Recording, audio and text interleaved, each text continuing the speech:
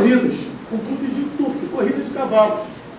A segunda foi a regata. Essa aí, ela tem alguns vetores de importância. Primeiro, pela primeira vez começou a se associar a prática esportiva, como é tão comum, à saúde.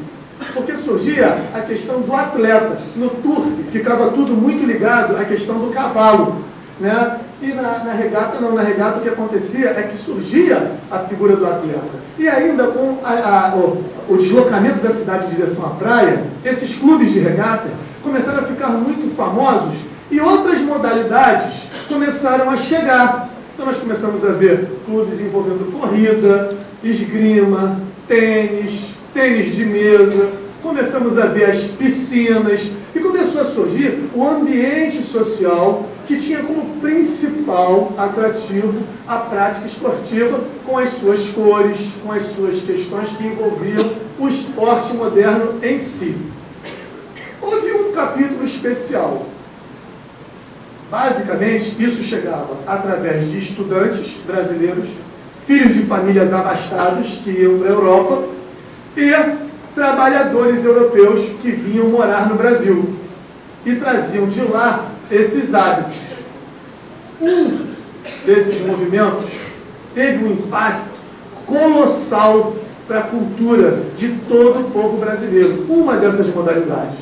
E aí existe uma batalha pela paternidade, primeiro de um filho de uma família abastada, como eu falei, de paulistas, filhos de paulistas, filhos de ingleses, né, que foi o Charles Miller, e o outro de um técnico da área têxtil, Mr. Donovan, que foi convocado para trabalhar no subúrbio carioca de Bangu, aqui bem pertinho, na tecelagem, que hoje é o shopping. E aí nós temos uma polêmica envolvendo o pai do futebol em terras brasileiras. Na verdade, hoje o Clécio está aí. Hoje de manhã nós tivemos a presença de um dos principais estudiosos. Tá ligado, tá ligado.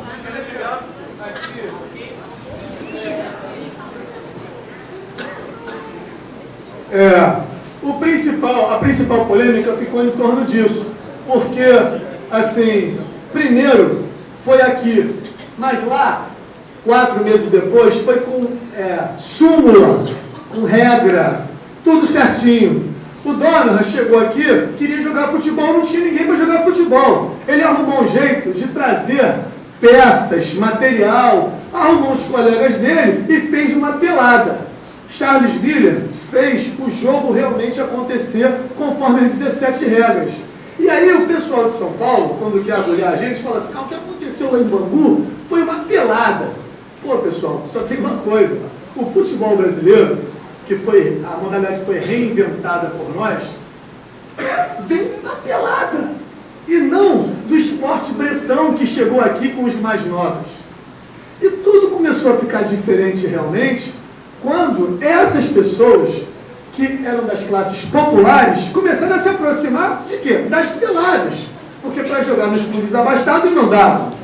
Primeiro houve um desespero e se tentou evitar que essas pessoas tivessem acesso, os pobres, os trabalhadores, os mestiços principalmente, a Liga Metropolitana de Futebol tentou evitar que isso acontecesse. Proibindo, não conseguiu proibir, porque já havia legislação suficiente para aguentar essa barra. Inclusive, o primeiro clube a ter jogadores mestiços defendendo as suas cores foi o Bangu. Também tem gente que pensa que foi o Vasco. Não foi não, mas o Vasco foi o segundo, tá?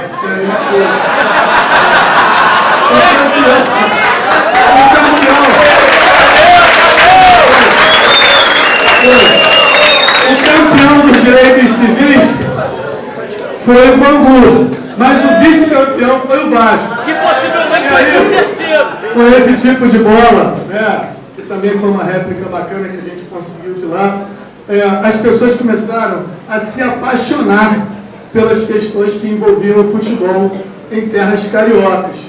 E começaram a colorir com os seus hinos, com as suas bandeiras, a história do esporte no século XX.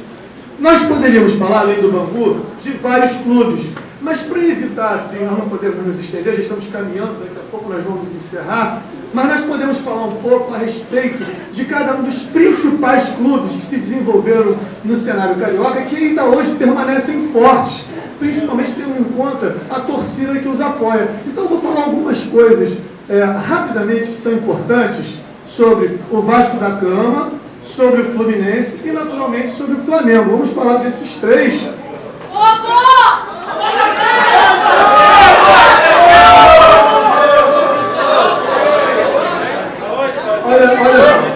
Olha aqui, ó. Olha só, deixa eu falar uma coisa com vocês. O critério para a gente fazer aula foi o tamanho da torcida. Então, eu não coloquei o Botafogo. Eu posso colocar em consideração aqui as manifestações espontâneas do público. Eu posso falar, agora tem uma coisa, eu vou falar umas coisas, mas vocês também não vão reclamar não. Porque além desse negócio de, em princípio, por critério, eu não ia falar, a história do Botafogo é um negócio que eu não sei se vale a pena a gente... Enfim, por exemplo, esse negócio de chororô, isso está muito longe de ser lenda, viu? O Botafogo, ele tem uma história, a primeira data é lá, 1894.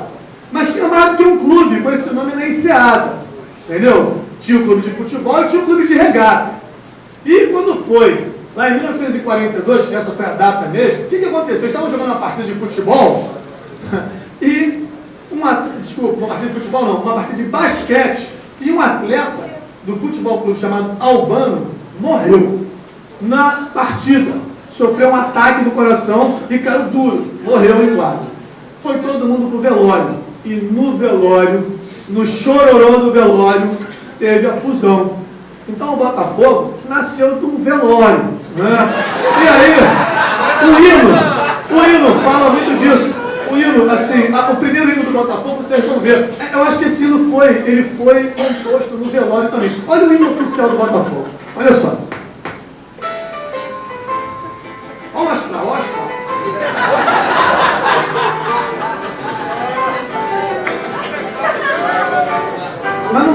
Mas não dá para ser feliz.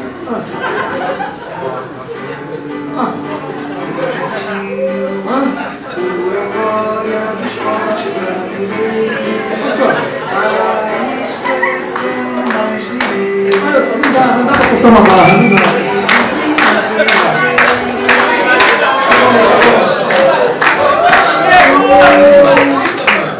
Agora, olha só, Cubano, realmente, eu admito isso. Ele foi, olha só, ele foi glorioso, eu admito isso, principalmente quando foi base de algumas das seleções mais importantes que nós tivemos, 58, 62, ele fez um time que revelou Zagallo, Quarentinha, revelou Milton Santos, revelou muita gente importante. Agora, assim, para a gente poder fazer as pazes, eu estou querendo fazer uma aula imparcial. Eu acho que é a nossa obrigação aqui. Mas assim, na verdade, uma coisa todo mundo concorda. O que o Botafogo fez pelo futebol aconteceu quando ele revelou Manuel dos Santos. Quando apareceu na nossa vida, de todos os amantes do futebol, Mané Garrincha, o anjo das pernas tortas. Foi o maior driblador da história do futebol. Ninguém nunca se comparou a ele. Brincava com a bola do mesmo jeito que brincava com a própria vida. E, assim, é importante a gente ter a chance de conversar um pouco a respeito disso. Não é não, Mané? Fala um pouco assim. Quem é Mané Garrincha na visão de Mané Garrincha? Sempre foi isso mesmo. Sempre rindo, sempre brincando. Comecei jogando no Botafogo em 1953, com 18 anos. E ó, essa história de chororô é coisa de flamenguista, porque em 1962, naquela final lá, que eu meti 2 gols, muito flamenguista chorou também.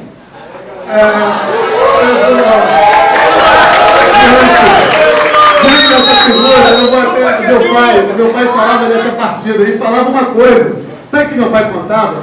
Que mesmo sendo a torcida adversária, quando o Mané Garrincha fazia as suas jogadas, todos aplaudiam, fosse de que time fosse. Era aplaudido, é verdade, até pelos flamenguistas derrotados. É verdade, é verdade. Esse negócio de Garrincha, porque tem gente que fala que é Garrincha por causa das pernas. Qual é a situação? Garrincha por quê? Gente boa. É porque lá em Pau Grande, que modéstia a parte, eu sou de Pau Grande. É um município, olha, é um distrito. Tá bom, eu sei que isso é de Pau Grande, eu só estou explicando às pessoas que é um distrito de Magé, né, onde ele nasceu, de onde ele é natural. Existia um passarinho que se chamava Garrincha, e porque eu caçava muito com alçapão, meu irmão colocou esse apelido e ficou aí até hoje. E o negócio das pernas, Mané? Assim, como é que funcionou essa coisa das pernas? Te atrapalhou, não te atrapalhou? Como é que foi? Te ajudou? Como é que é isso? As pernas tortas vêm do meu pai, né?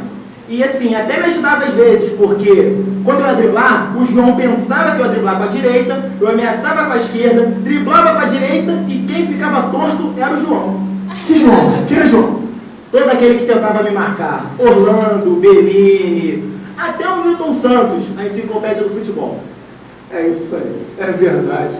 Isso tudo aconteceu e Mané Garrincha é uma fonte inesgotável de inspiração para todos os amantes do esporte, em especial do futebol. Viva Mané Garrincha!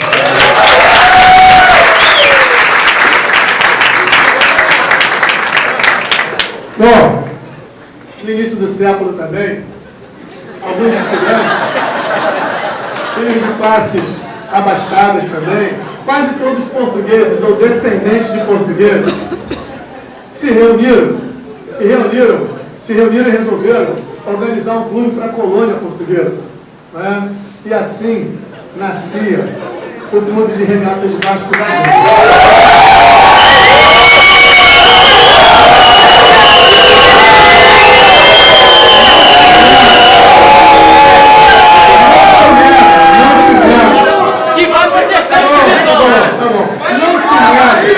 A força da torcida vascaína, Agora, a história do Vasco, ela também tem umas complicações, né? Então, por exemplo, o Vasco da Gama foi fundado numa instituição, olha só o nome do lugar onde o Vasco da Gama foi fundado: Sociedade Dramática Filhos de Palma, ou Talmar. Então, assim, o negócio já nasceu no drama. Ia ser difícil sair do drama. Entendeu? De tempo em tempo é drama, drama e drama. O atual dispensa comentários, né? Porque não é nem só a questão da segunda divisão, pela segunda vez, a segunda divisão, o segundo, enfim, essa coisa de segundo. Mas, você vê, eu gosto de futebol, mas o meu esporte também é o surf. Eu tenho o sonho de conhecer o Havaí.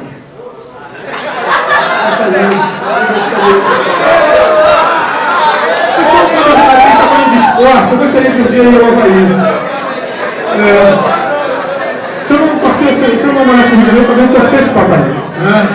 E aí, de drama em drama, a história vascaína vem acontecendo. Teve uma época, no Expresso da Vitória, que as pessoas achavam assim, não vai acontecer um drama, porque o Vasco era a base de uma seleção que com muita força, que com prestígio, de perspectiva de ganhar o campeonato, ia receber a primeira Copa do Mundo em território nacional.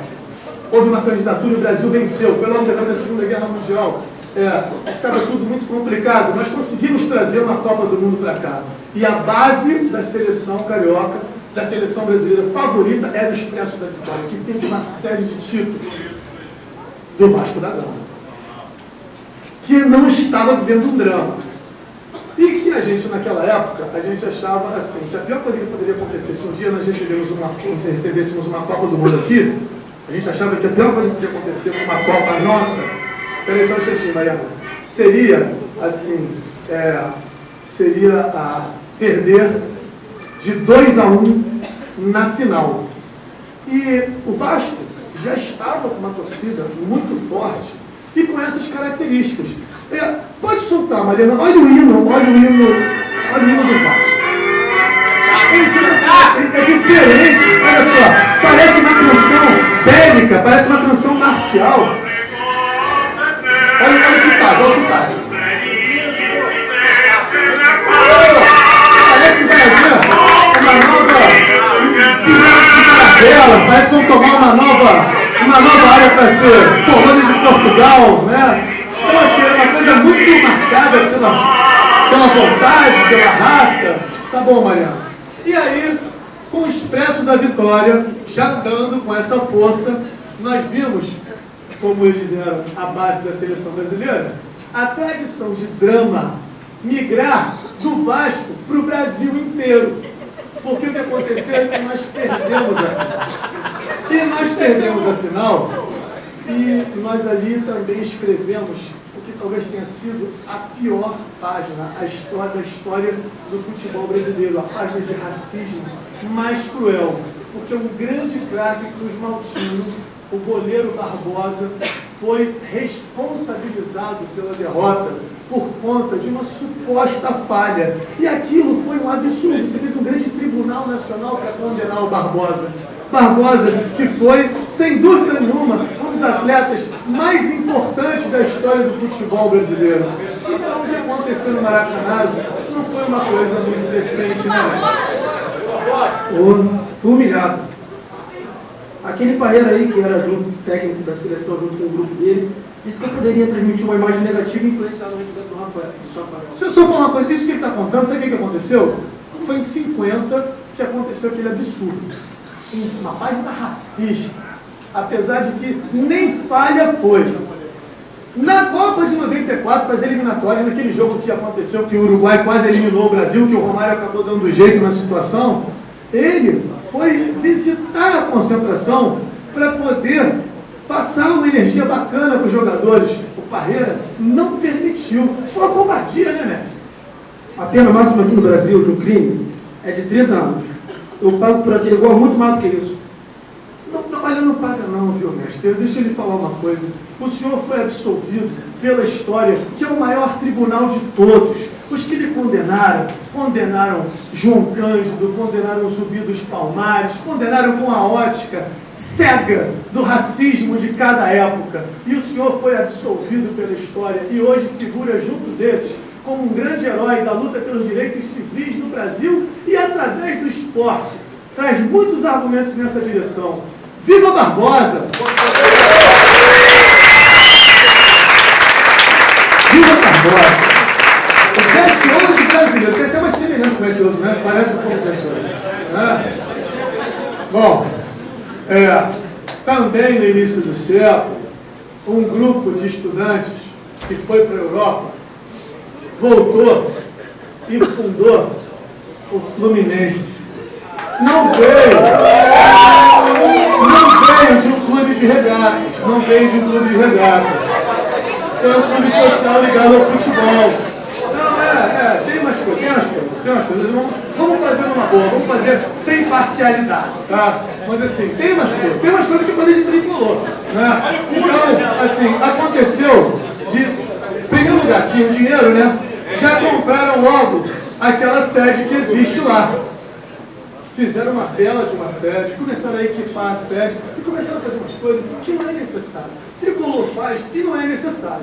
Por exemplo, o primeiro mascote do Fluminense foi um burro chamado Faísca. Não. O burro era para puxar a máquina de nivelamento do gramado, que é uma coisa normal, tu tem que ter a máquina de nivelamento. Até aí não tem nada de tricolor, todo de gramado tem que ter a máquina de nivelamento. Na época era um animal de tração e ele fazia isso. O que era desnecessário é o seguinte: o do Fluminense, o Faísca era conhecido como o burro mais elegante do Rio de Janeiro. Sabe por quê? Ele tinha que fazer aquilo calçando luvas de veludo vermelho. Isso é desnecessário.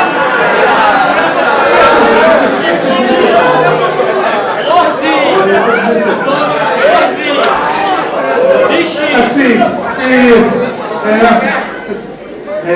e também teve umas coisas assim, quando começou a história de ter que reforçar os times com jogadores mestiços, né, o Fluminense ele fez o que pôde para evitar. O primeiro nego que entrou no Salão Nobre do Fluminense foi o Pinheiro na década de 60. Paulo César Caju deu um mergulho naquela piscina na década de 70. Um monte de gente cancelou o título por causa disso. Então já havia algumas coisas muito loucas, mas a maior delas, a maior loucura que acabou entrando da história, foi quando eles contrataram, finalmente não tinha jeito, um mestiço, um atacante chamado Carlos Alberto, mas o cara era negro, né?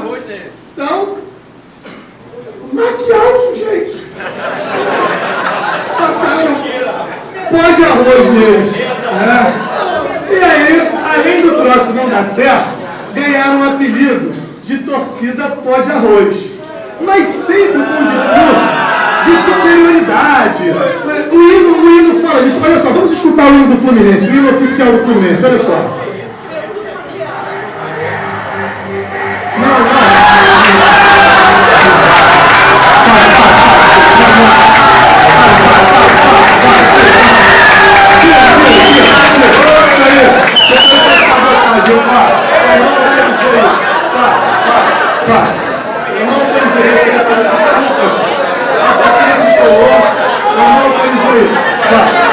Olha aqui, ó. Cara, peraí, pessoal, peraí, é sério. Coloca o hino oficial do Fluminense. Preste atenção na letra, preste atenção na letra. E no ritmo, preste atenção no ritmo. Olha só.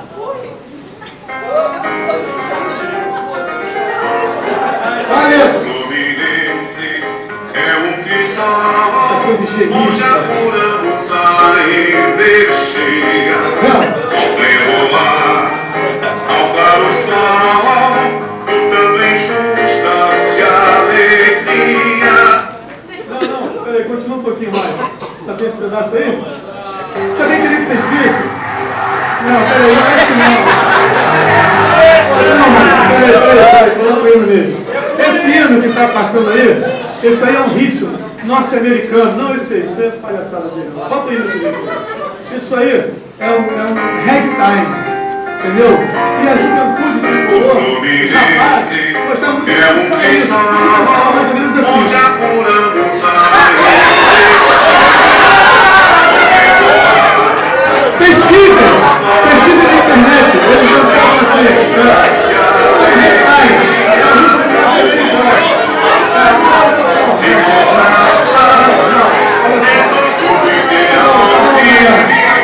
Dos craques não mestiços que vieram do Fluminense, um chamou muita atenção, embora tenha sido um grande ponto de direita, mas ele nem chegou aí para a seleção. O que ele fez história foi como treinador da seleção.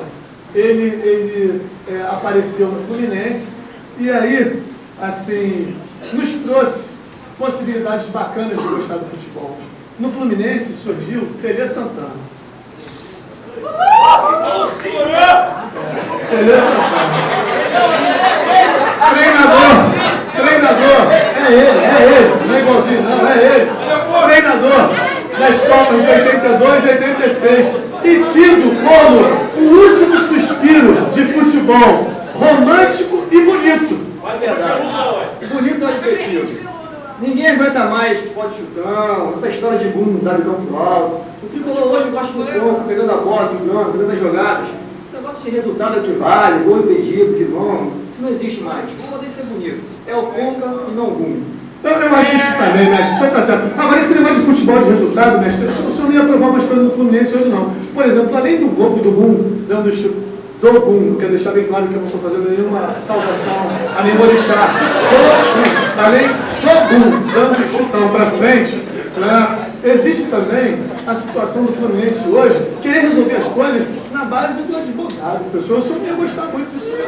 Professor, para com isso. Ou você esqueceu que o Flamengo lá em 87 ganhou do Sport no tapetão também. Inclusive, ano passado perdeu o título do Sport na Justiça e a Taça das Bolinhas lá pro São Paulo. Então, ó, estamos no mesmo. Não vale nada. Em primeiro lugar, professor, eu não sei porque o senhor falou isso. O senhor acha que eu sou Flamengo? Eu estou dando mal, eu estou imparcial, eu não estou fazendo nenhuma referência. Eu deduzi que sim, né? Parece flamenguista. Isso aí é uma questão. Olha, e outra coisa, eu não vou discutir com o senhor, sabe por quê? Porque o senhor foi o melhor. O senhor faz muita falta. O senhor foi o melhor. Vamos aplaudir Tele Santana.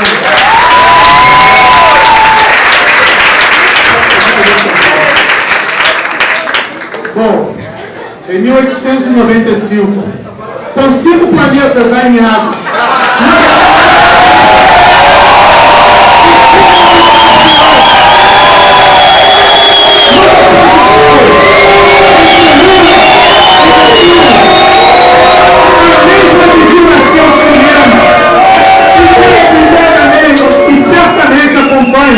os movimentos que têm a ver com quem tem que viver, o céu e o inferno, e a nascia e era fundado o Clube de Regatas do Flamengo.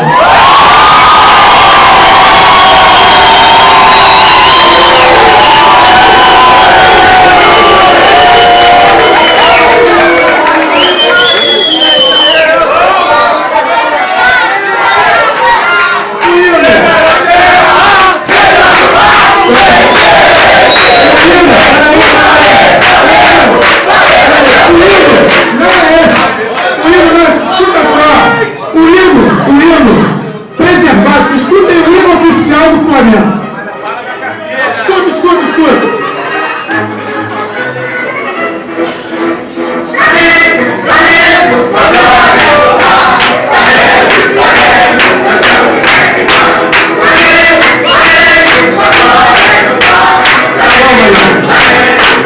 Essa melodia, que foi preservada e todos conhecem, acabou por começar a reunir um grupo que se transformaria numa legião de mais de 30 milhões de pessoas, que se auto-intitula a Nação Rubro-Negra. Quase uma religião. Tem um Messias, nascido no dia 3 de março, por coincidência do dia que eu, de 1954, de nome Arthur, apelido Zico, que tinha um ídolo. Zico tinha um ídolo, que foi quem passou a posição para Pelé. Zico e Pelé herdaram dele a camisa 10.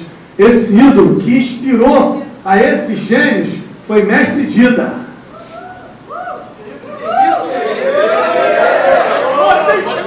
Se ser Zico já é muita coisa, se ser Pelé mas já é muita coisa, imagina ser o ídolo desses caras, não é? Fala aí, mestre.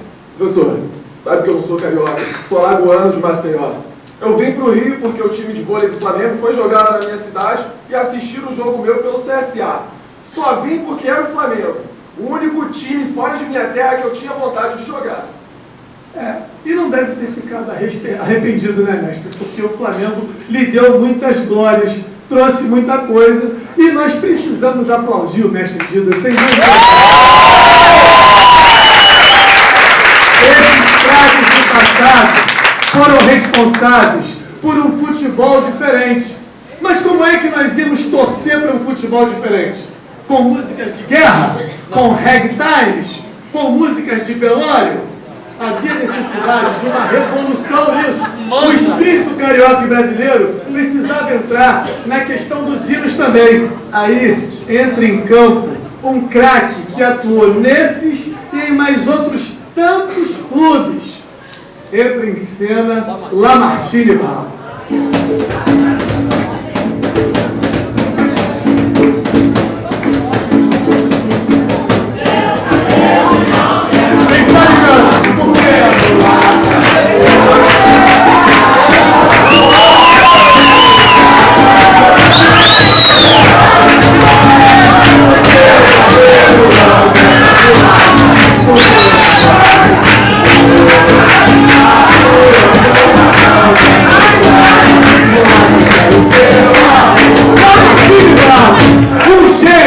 Autor de históricas marchinhas do carnaval brasileiro, que, apaixonado por futebol, quis compor hinos que estavam trabalhando em acordo com o que o torcedor brasileiro precisava para o seu novo movimento. Inclusive, pessoal, eu não quero ser parcial, eu já disse isso, mas é verdade, o primeiro que ele compôs foi o do Flamengo.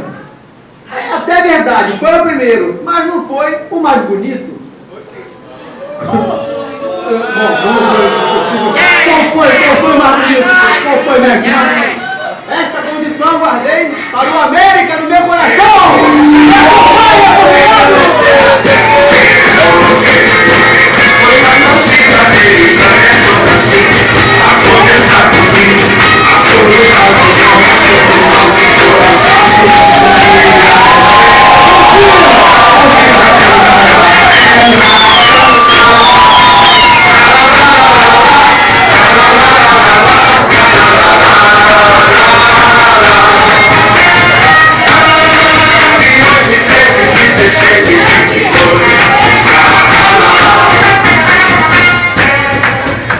É o mais bonito.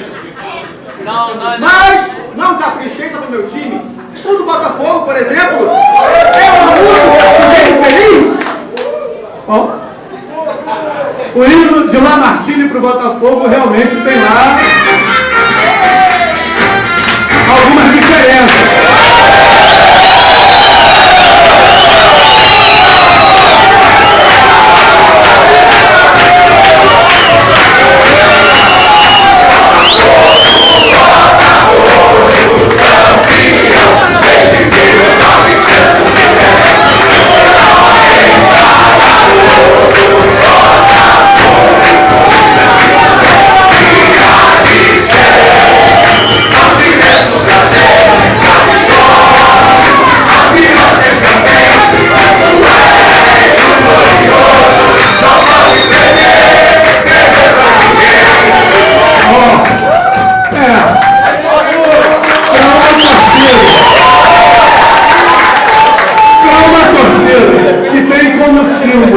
Uma gandula bonita, o botafoguense é até animado. Melhor do que o outro hino. Professor, e o do Vasco? O do Vasco também é muito bonito. Inclusive me inspirei em letras assim, no hino oficial dos portugueses. Vamos, vascaínos!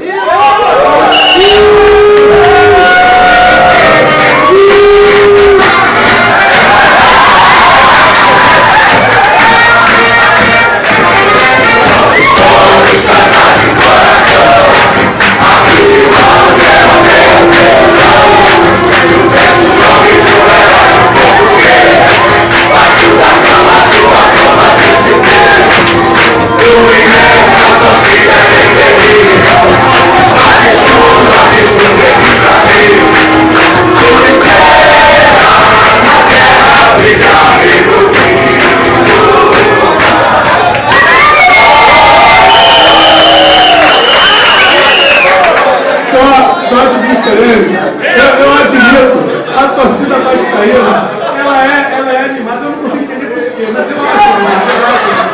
Professor, paixão não se explica. A dos tricolores, por exemplo, é até abençoada pelo Papa.